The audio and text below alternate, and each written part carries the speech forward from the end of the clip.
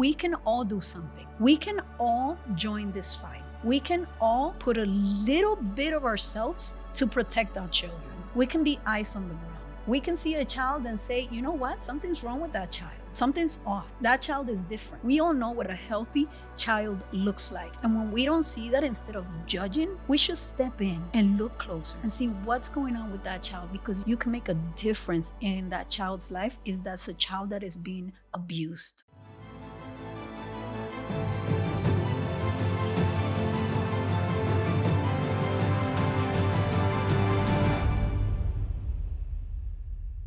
I'm interrupting this podcast to talk to you really quickly about an amazing book coming out, The Sound of Freedom, the first of the Child Liberation series.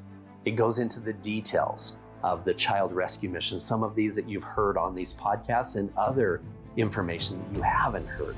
Excited to share this with you. Click on the link below to get your copy of The Sound of Freedom. Welcome to another episode of the Liberating Humanity podcast. I'm Paul Hutchinson, and today I have my favorite guest of all time. This is my dear wife, Hada Vanessa. She has been the executive director of the Child Liberation Foundation for the last few years.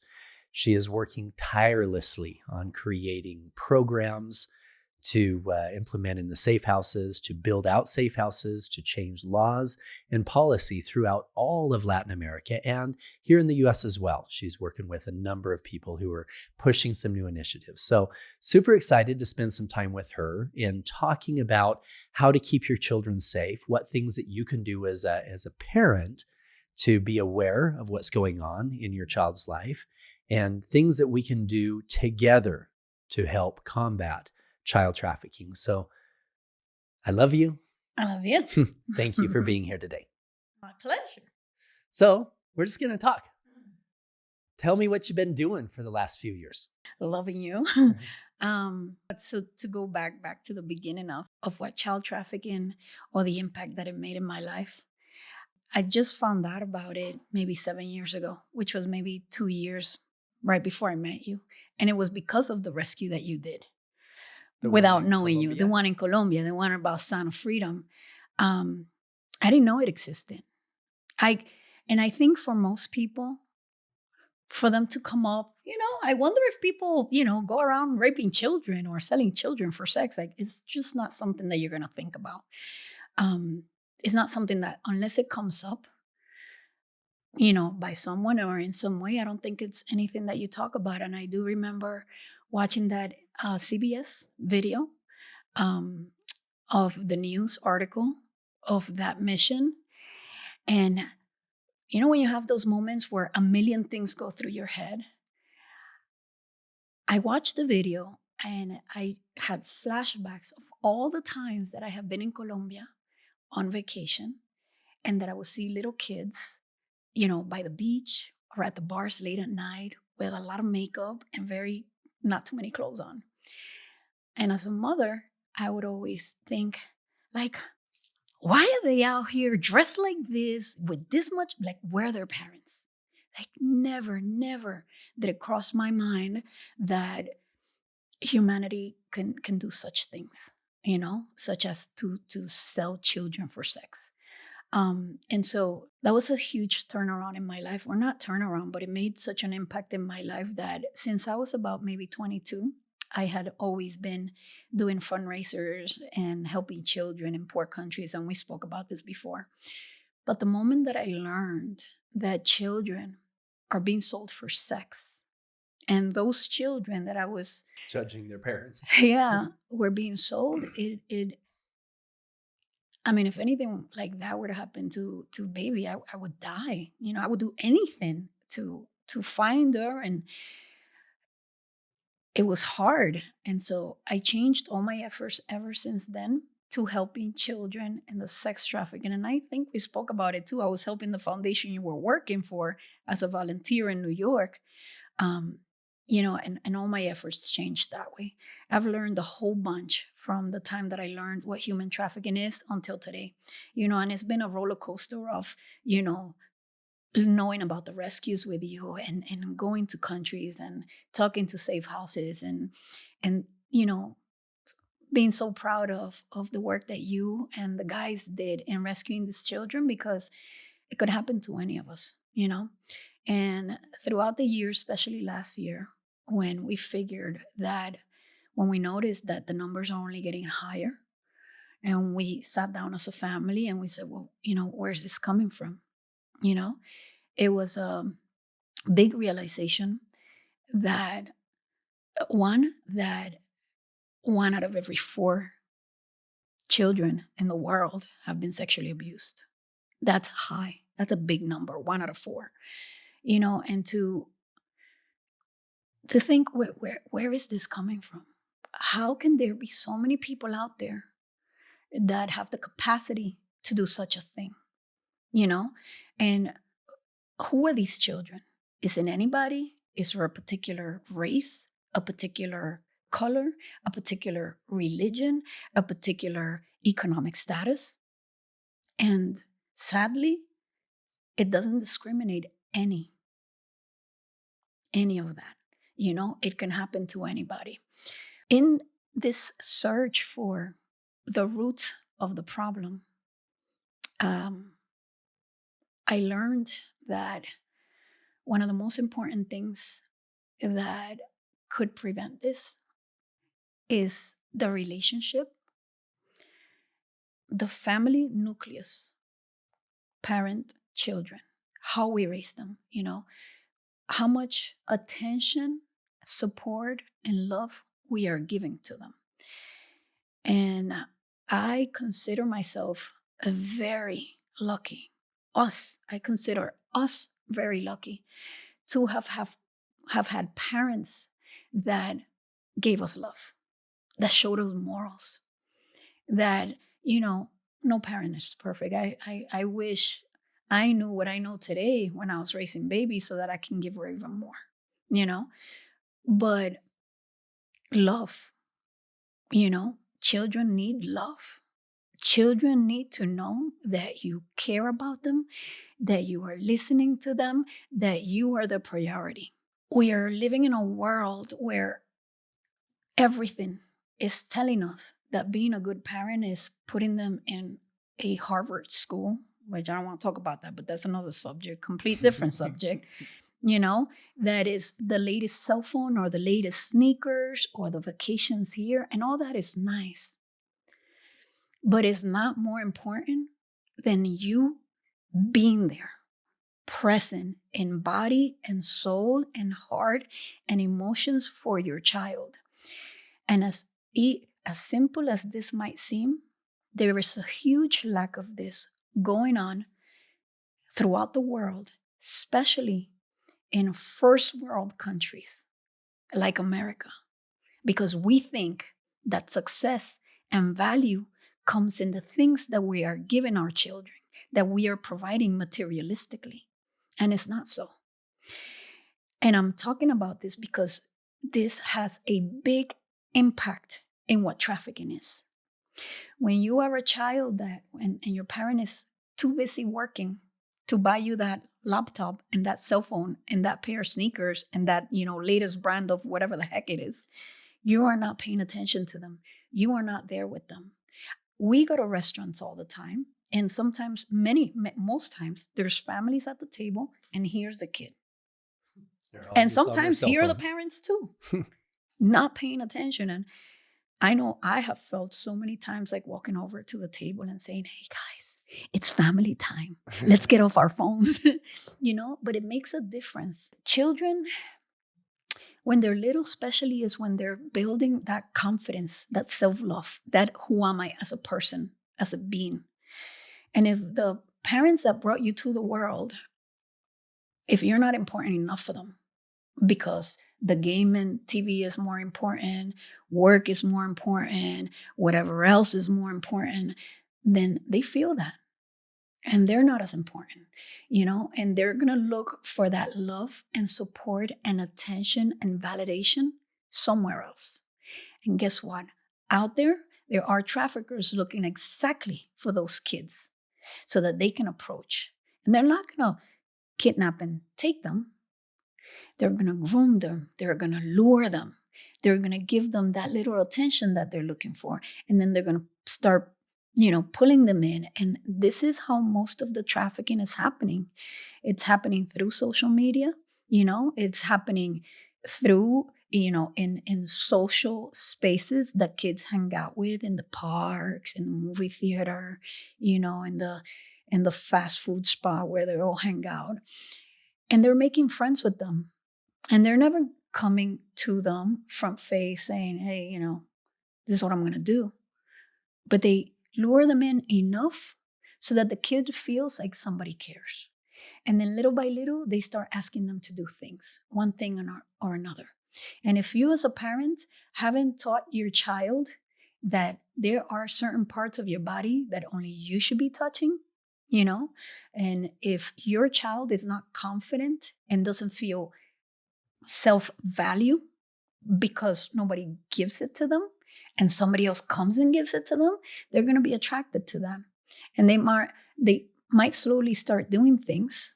Not might, they do. This is what's happening. That's why we're talking about it, until it gets to a point where, they compromise them with a little, and then with a lot, with more, and they blackmail it, like sending a picture, like send me a sexy picture or send me this. And then they send it, and then they take that and they blackmail them into doing other things. And these are things that are happening every day, and, some parents are like, how can I prevent that? What can I do? Should I hire security for my child? No, just love them. Just pay attention to them. Have conversations at the dinner table.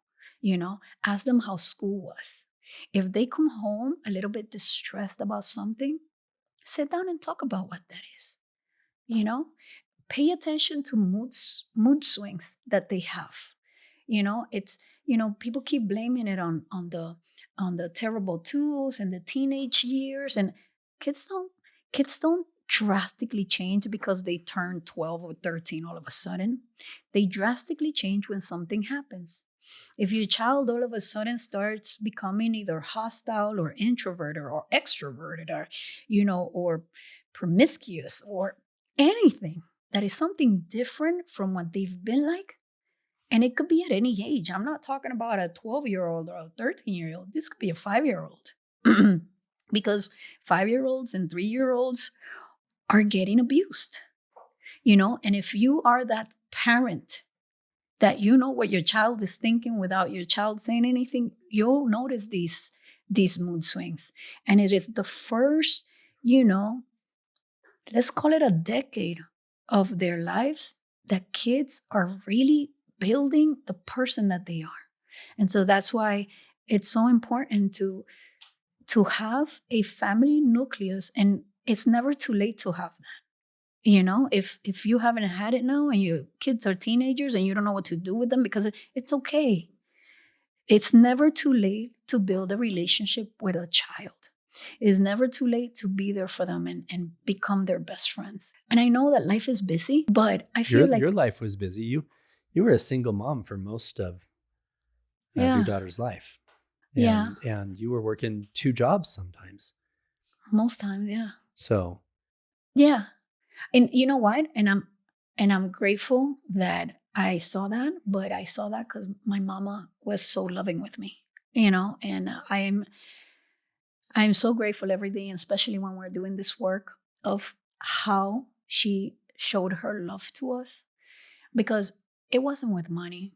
My daddy left when I was, I think, 15 or 16, something like that, and she used to work a job where she had to leave the house at like 5:30 because it took her like 2 hours to get to work by train. So she used to leave at 5:30, 6 o'clock, something like that, and get home at 11 at night, making $200 a week, and she worked her butt off. But somehow she always found time to do something loving, fun, to spend quality time, to be there for us, and it's so important. Many times I hear parents talk about, I don't have the money for it, or I don't have this, I don't have that. You don't need it. I remember my mother once making, she didn't have money for a Christmas tree, and she went and took some branches out and sprayed them, and then bought like coloring, that cardboard paper, and made it into circles in different shapes and hung them with like thread. And it was beautiful. And we didn't know the difference because it's not about the things. People don't remember things. People remember, especially children, emotions.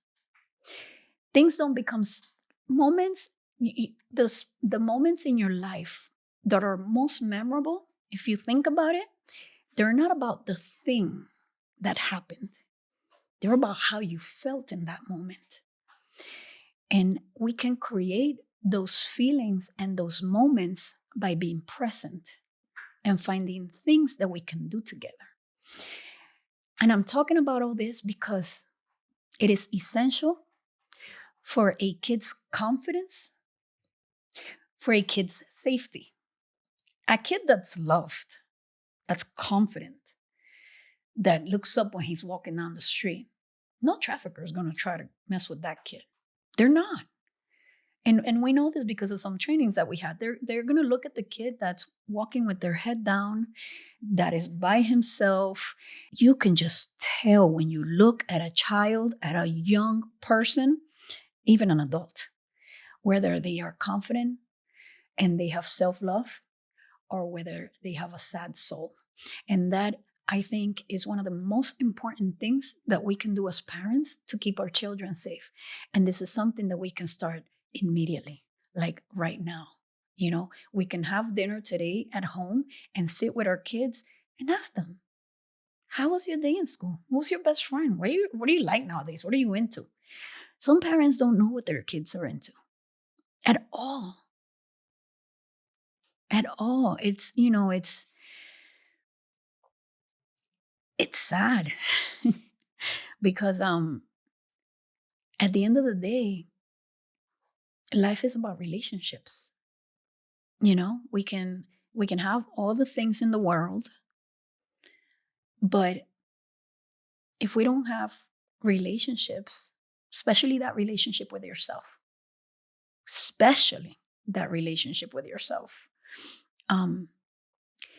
then everything else doesn't really mean much, or it's limited. It's limited happiness.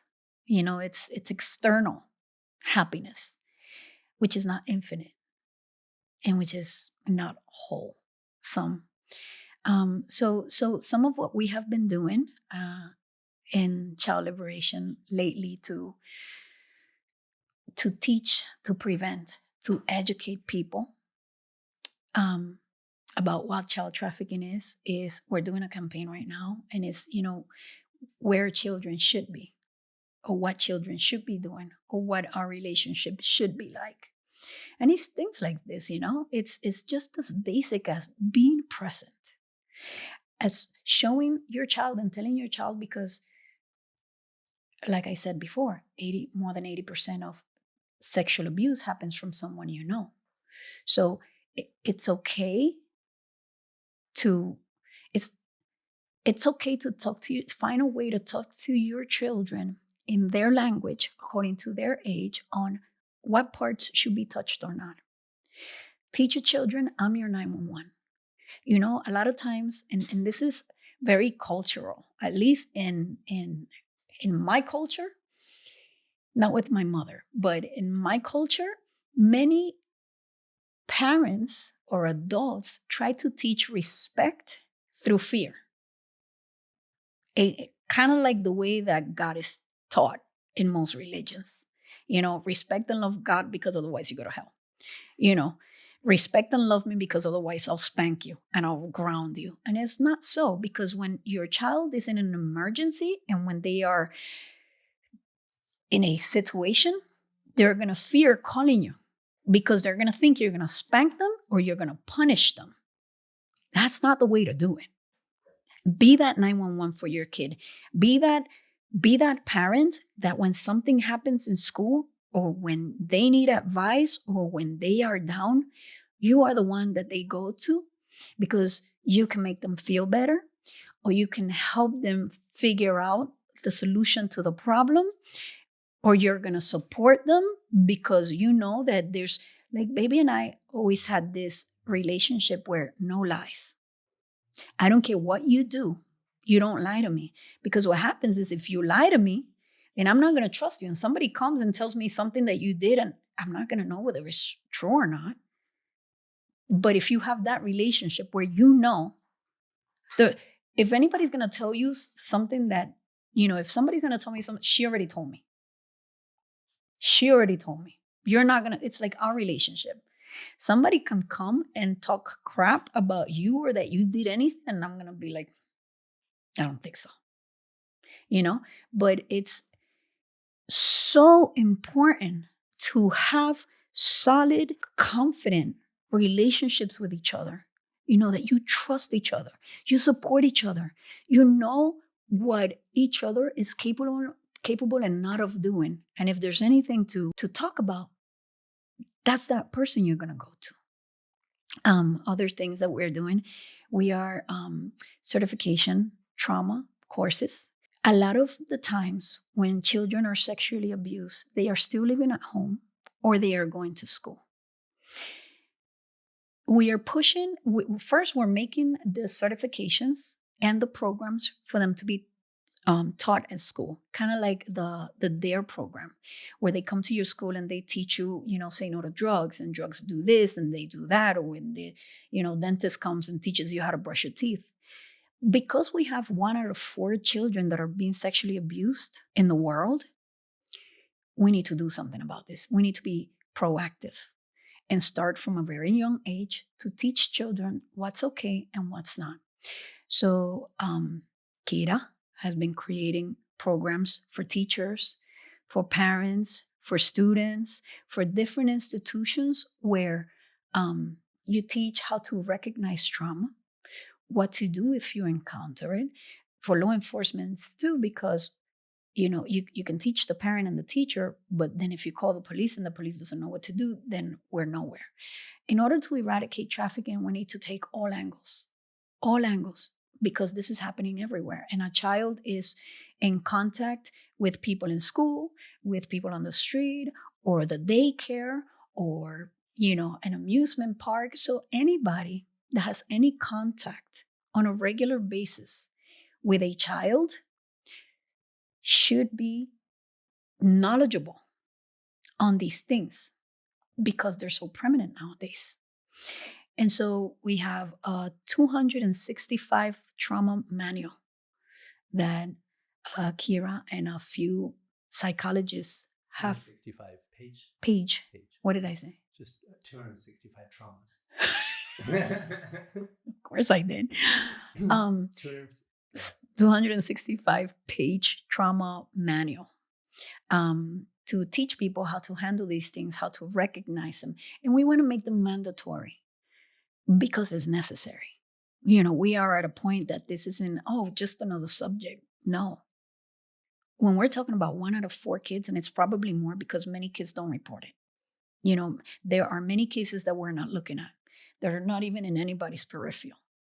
And so it is a necessary thing that we have to, if you ask me what is the most important thing right now in the world in order to heal humanity, it will be child sex trafficking. It will be healing, internally. Child sex trafficking is happening and is so prevalent because there are so many people that have been sexually abused themselves and that have not healed. Many that have never said anything. They don't have anybody to say it to, or they don't know where to who, or even what to do about it, or how to heal, or where to go for healing, because this hasn't been a priority anywhere for too long.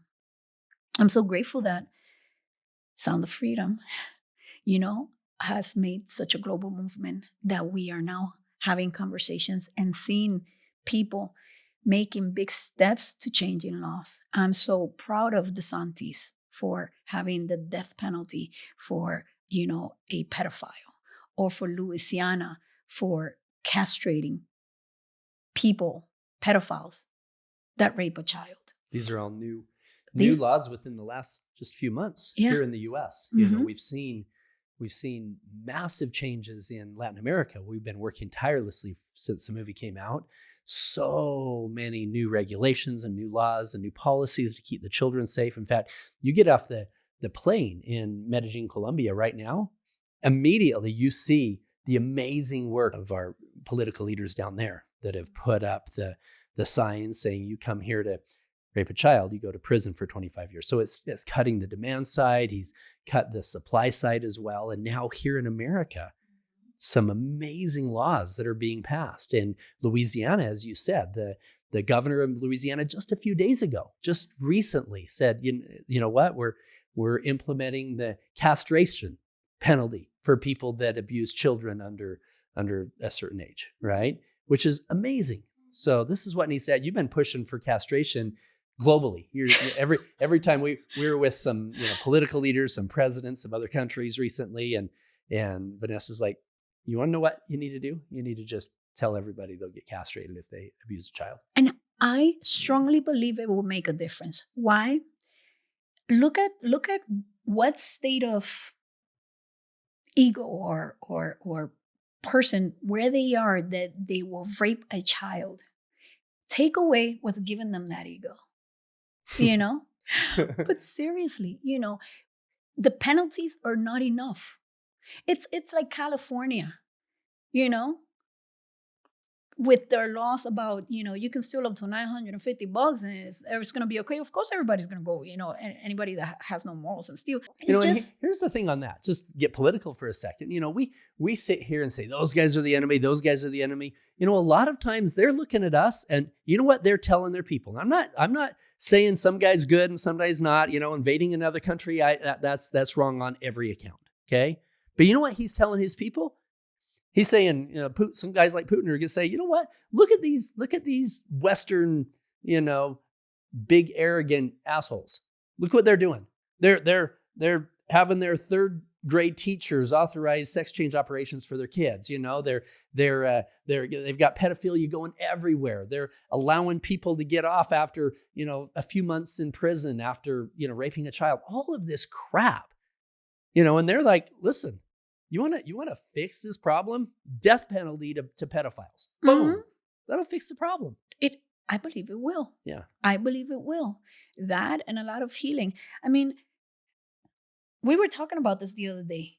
If a dog attacks a child, that dog has to be put to sleep. Yet, an adult that is more conscious of what they're doing can go rape a child, but there's no punishment? Are you kidding me? What the heck is that about? So speaking about the laws, I want to mention this because a lot of people don't know this, okay? We'll stick to the politics for 2 more minutes. The UN passed the law in the past few years. I don't know what the law's called, but you can look this up.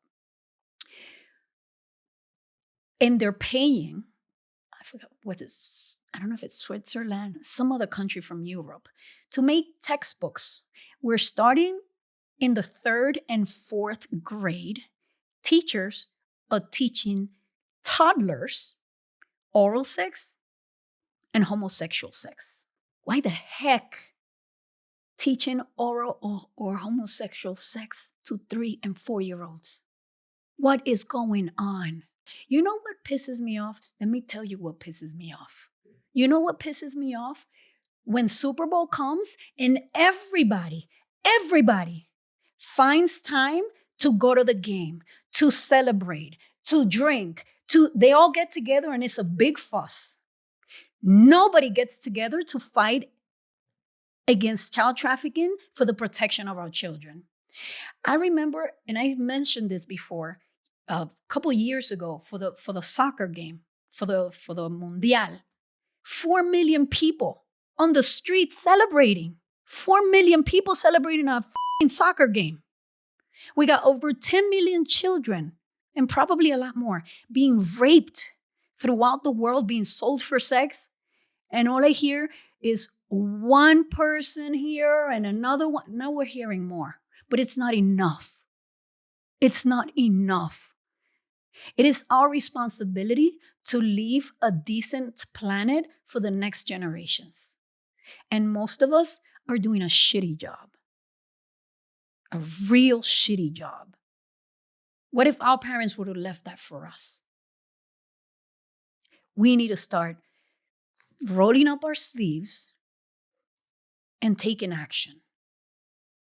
Because all of us either have a child or a grandchild or will have a child or have been a child ourselves. This is humanity. This is the future of humanity. And as we're going so far, we know that half of us is probably not going to exist because we have so many players over here trying to extinct us. But, there's still some of us left. Like, come on. Let's be warriors of love of God. Like, we cannot, when we stand back and watch and say, oh yeah, that's messed up, and we'll do nothing, we might as well be the one being the kids. Seriously, we might as well be. If we can do anything, any one little thing, we should be doing it. And I'm not telling people to go out there and do what you did. It's better if they do the prevention part, because that was very dangerous. So I'm not saying that, but we can all do something. We can all join this fight. We can all put a little bit of ourselves to protect our children. We can be eyes on the ground. We can see a child and say, you know what? Something's wrong with that child. Something's off. That child is different. We all know what a healthy child looks like. And when we don't see that, instead of judging, we should step in and look closer and see what's going on with that child, because you can make a difference in that child's life if that's a child that is being abused. And it could be anybody. It could have been us. It could be our own children, and when one child is hurt, we are hurt in some way. Anyways, what was I talking about? All the loss. I would love to talk about the safe houses. So, and this came about through, many things, and finding solutions and looking at, okay, so we found out that most countries, only take the children for about 6 months. What happens after? Where do they go? There's loopholes in the system. So many loopholes. So many when it comes to protecting the children, And so as we learn what these loopholes are, we are finding solutions. We are creating solutions. And one of these is, for a very long time, Kira wanted to build schools for children because she didn't like the educational system. Neither do I.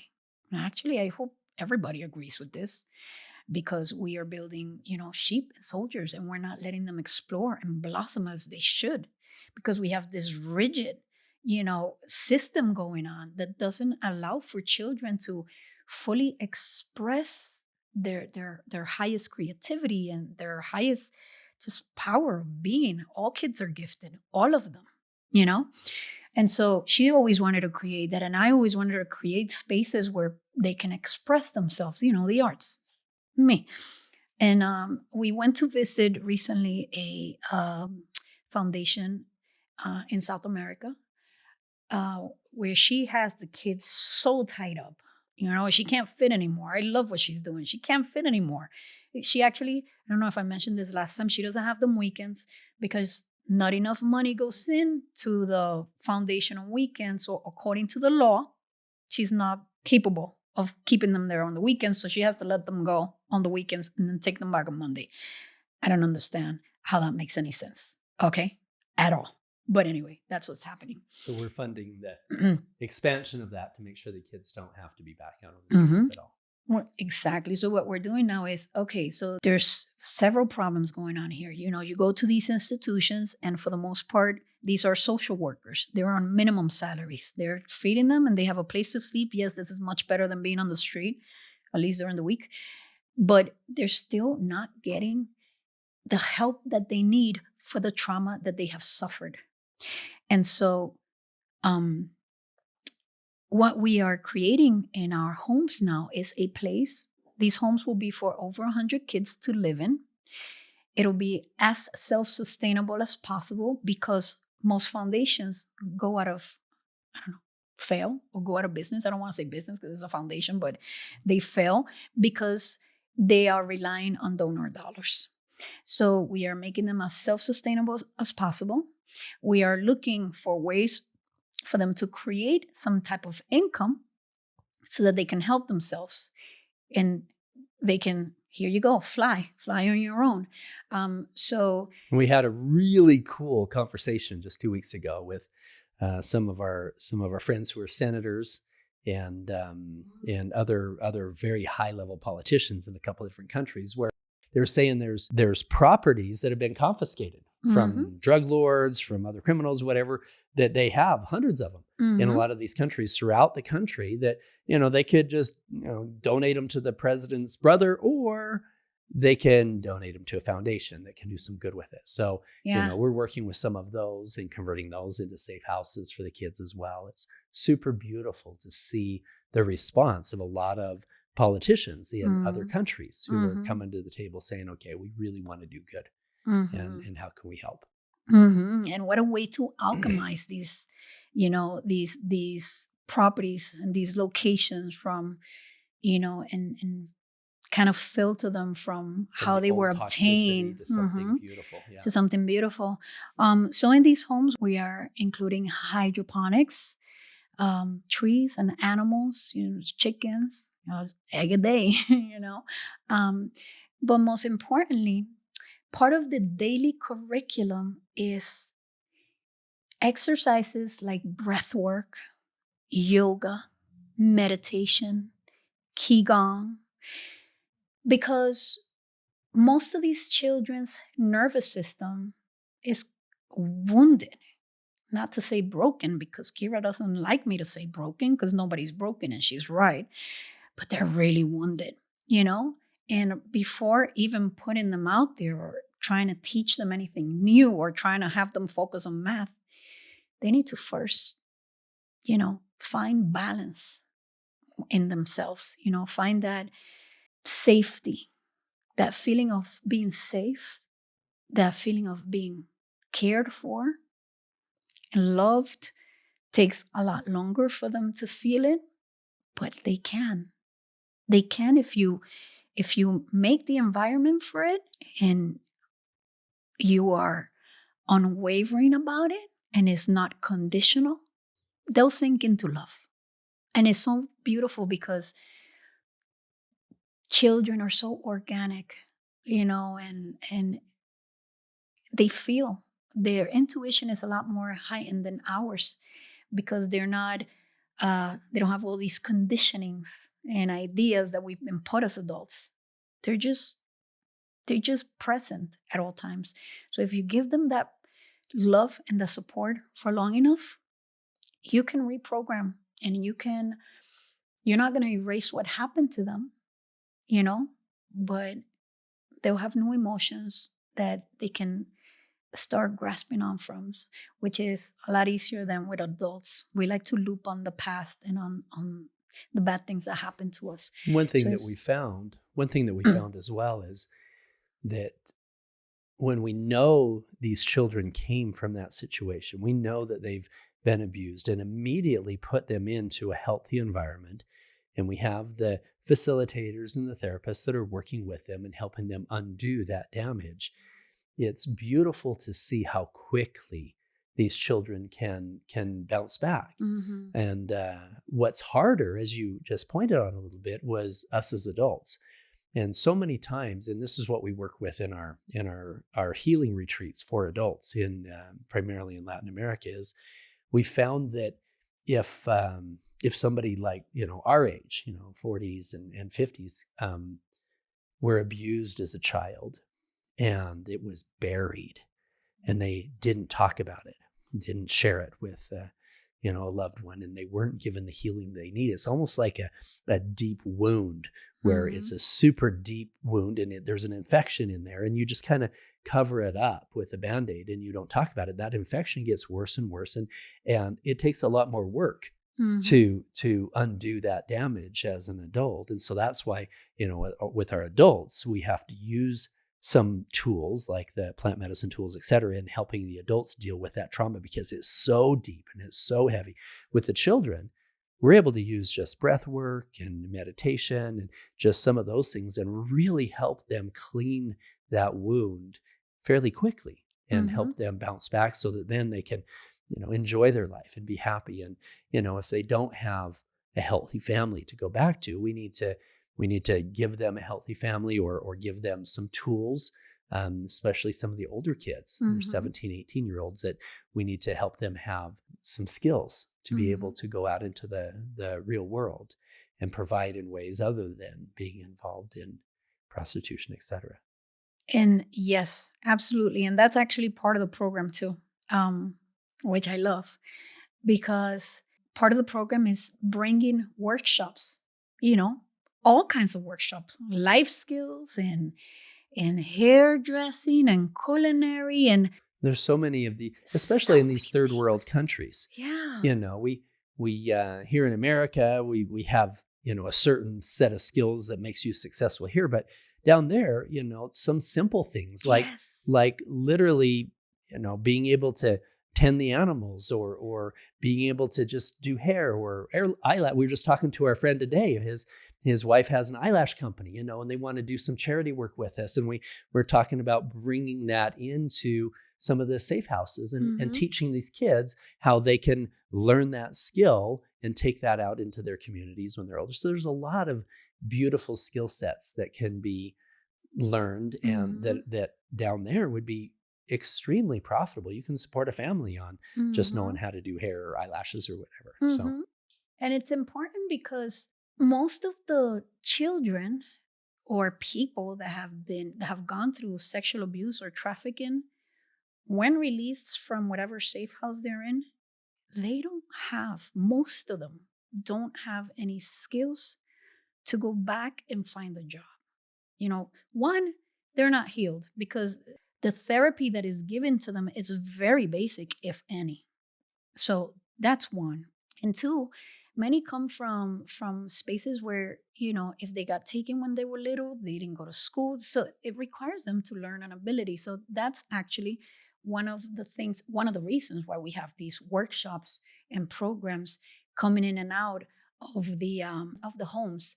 And if you are someone that would like to donate a program or, do a workshop in one of these homes, please reach out to us. There's on Child Liberation, liberatechildren.org, and sign up to be one of these volunteers. We would love your help. We can use all the help that we can get.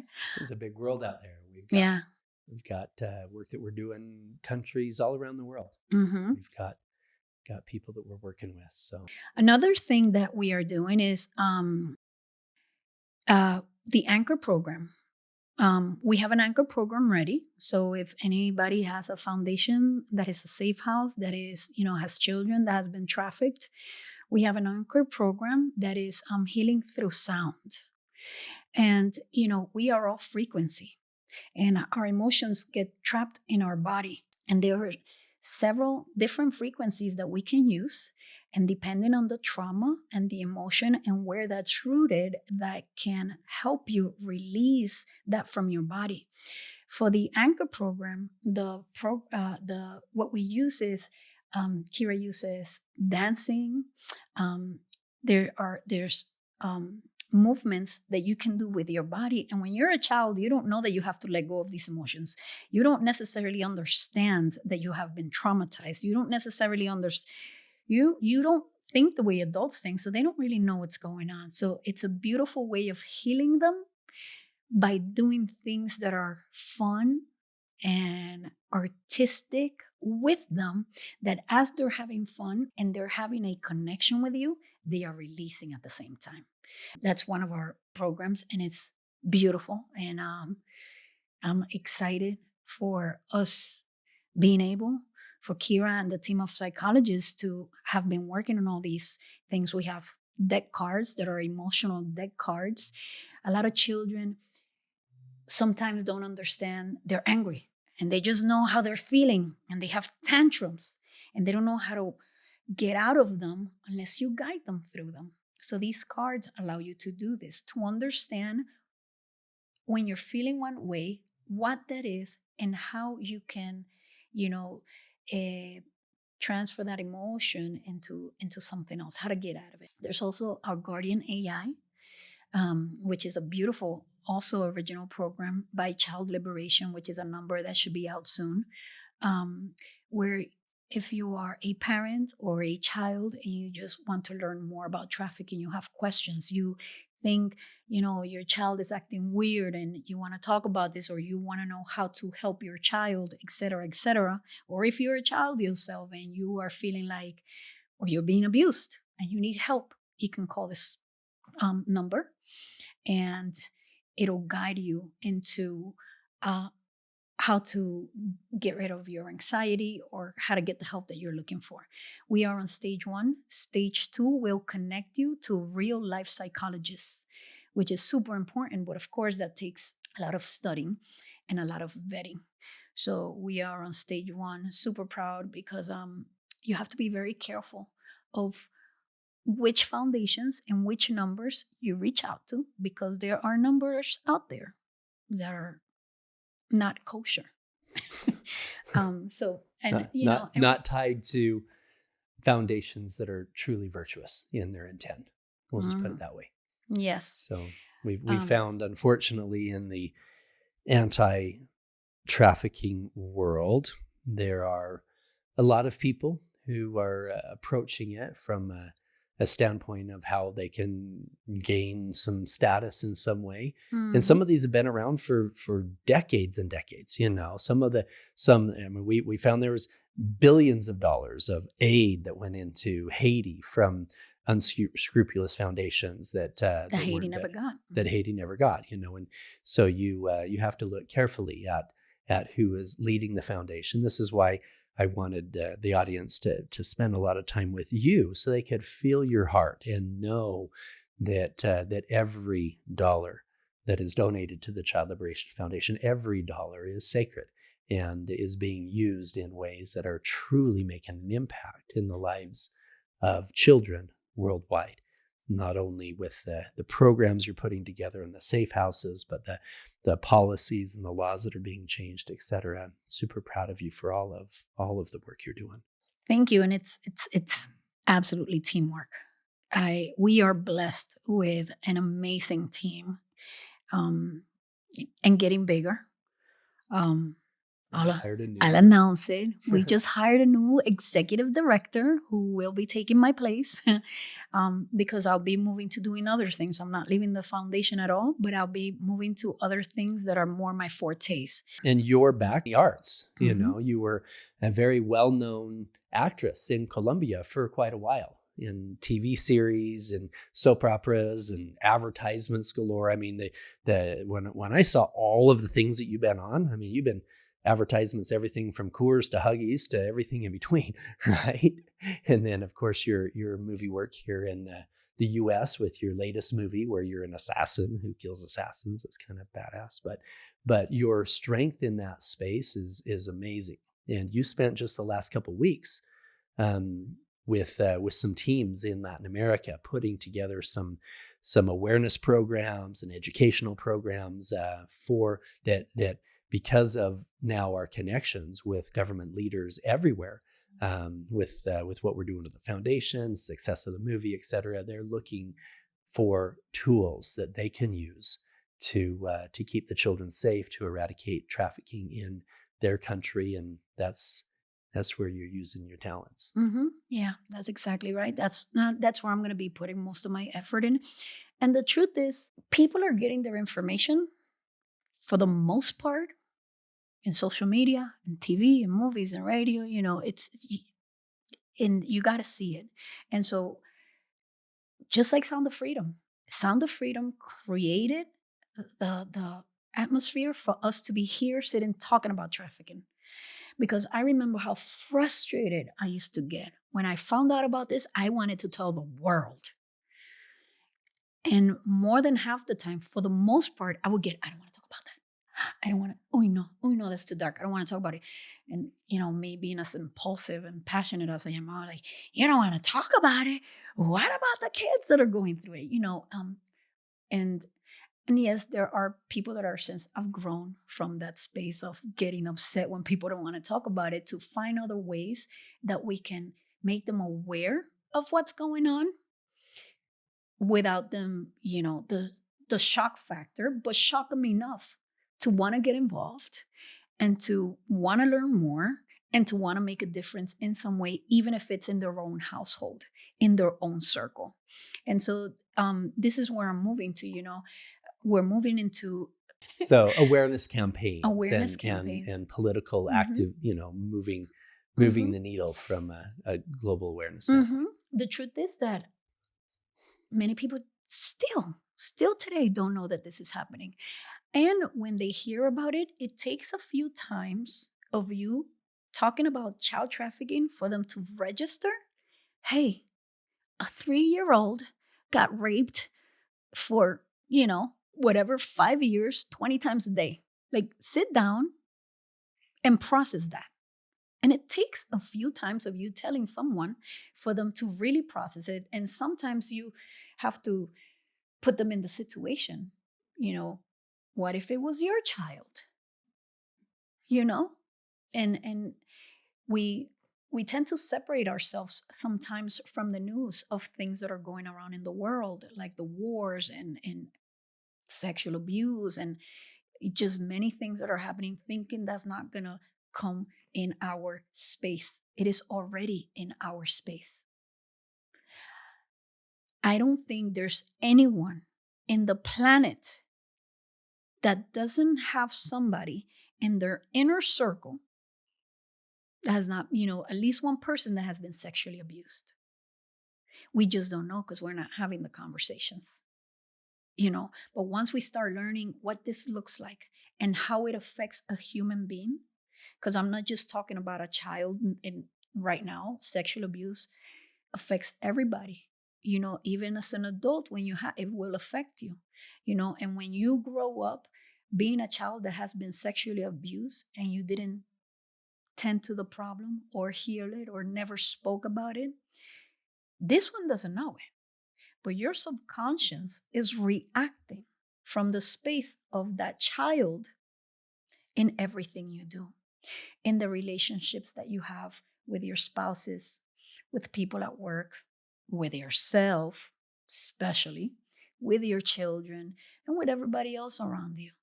And we don't realize it because, we grow up with all these shields and patterns. And so we don't realize it. Other people can maybe see it, but you don't realize it. And when you don't heal it, you also don't know how to help others, even your own child. Unfortunately, when we have things happen to us and we don't heal them, the pattern seems to repeat, And so usually a child that gets sexually abused many times comes from a parent, one of them, even if they never said anything, that has been sexually abused. And in many cases, they won't recognize that the child has changed because they are stuck. And for example, on that, let's say that a mother was abused as a child and she never brings it up and never tells anybody about it. But because of her not saying anything, I've seen situations where the very abuser that abused her ended up abusing her kids. It happens all the time. And all of a sudden she realizes later in life, she's like, oh my word, that same guy that hurt my child was the same person that hurt me, but because they don't bring it up, and it might just be a block. I'm not blaming the mother in this space. I'm blaming the perpetrator, but I will say that it is so important to do that inner work and find out what kind of things you're holding on to so that you can be a better protector for your children. Or it may be, a mother that was abused as a child who maybe remembers that abuse and she her father figure was an abuser. And so she marries an abuser, right? She attracts that same energy into her life that she had as a child. And now she marries an abuser who's abusing her and her daughter. So yes, it's very, very common.